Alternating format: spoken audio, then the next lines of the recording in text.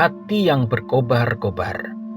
Kata mereka seorang kepada yang lain, bukankah hati kita berkobar-kobar ketika ia berbicara dengan kita di tengah jalan dan ketika ia menerangkan di kitab suci kepada kita?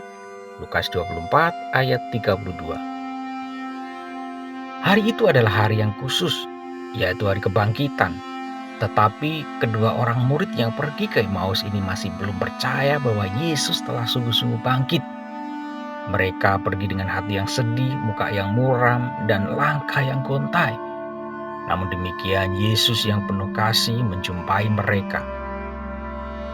Ketidakpercayaan mereka terlihat ketika sepanjang perjalanan Yesus menjelaskan apa yang tertulis tentang Dia dalam seluruh kitab suci, mulai dari kitab-kitab Musa dan segala kitab nabi-nabi, namun mereka tidak mengenali siapa Yesus. Setelah mereka mendekati kampung yang dituju, Yesus berbuat seolah-olah hendak meneruskan perjalanannya. Tetapi kedua murid itu sangat mendesaknya untuk tinggal bersama mereka malam itu. Terkadang tampaknya Tuhan berdiam diri menunggu kita bergabung bersama Dia. Tetapi pada kesempatan yang lain, Tuhan juga berbuat seolah-olah hendak melanjutkan perjalanan hanya untuk melihat seberapa besar keantusias kita untuk menahannya.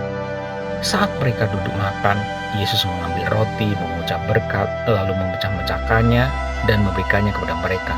Ketika itu terbukalah mata mereka dan mereka pun mengenali Yesus. Tetapi Dia langsung tidak terlihat lagi oleh mereka. Kata mereka seorang kepada yang lain, bukankah hati kita berkobar-kobar ketika Ia berbicara dengan kita di tengah jalan dan ketika Ia menerangkan kitab suci kepada kita? Alasan hati mereka berkobar-kobar adalah ada pribadi Allah yang tinggal dalam diri mereka melalui firman yang disampaikan oleh Yesus. Roh pewahyuan membuka mata mereka untuk memahami firman Allah. Dengan mata rohani yang terbuka, mereka kemudian dapat mengenali siapa Yesus. Perjumpaan dengan Yesus yang telah bangkit memberikan semangat baru yang terus menyala-nyala dalam hati mereka, sehingga malam itu juga mereka bangkit berdiri, lalu kembali ke Yerusalem dan menceritakan apa yang terjadi kepada murid-murid yang lain. Sementara mereka bercakap-cakap tentang hal itu, Yesus tiba-tiba berdiri di tengah-tengah mereka. Ia melarang mereka meninggalkan Yerusalem dan menyuruh mereka tinggal di situ untuk menantikan janji Bapa. Tepat 50 hari kemudian, yaitu pada hari Pentakosta, Tuhan benar-benar menggenapi janjinya. Semua orang percaya berkumpul di satu tempat, maka penuhlah mereka dengan Roh Kudus.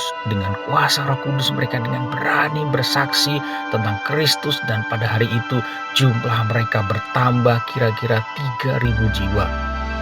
Perjumpaan dengan Kristus dan kuasa kebangkitannya mengubah muka yang muram menjadi berseri-seri dan langkah yang gontai menjadi langkah yang penuh semangat, sehingga mereka dimampukan menantikan janji Bapa, yaitu pencurahan Roh Kudus. Pengurapan Roh Kudus memberikan keberanian kepada setiap orang percaya untuk menjadi saksi Kristus dimanapun ia berada dan tetap menyala-nyala untuk melayani Tuhan. Amin.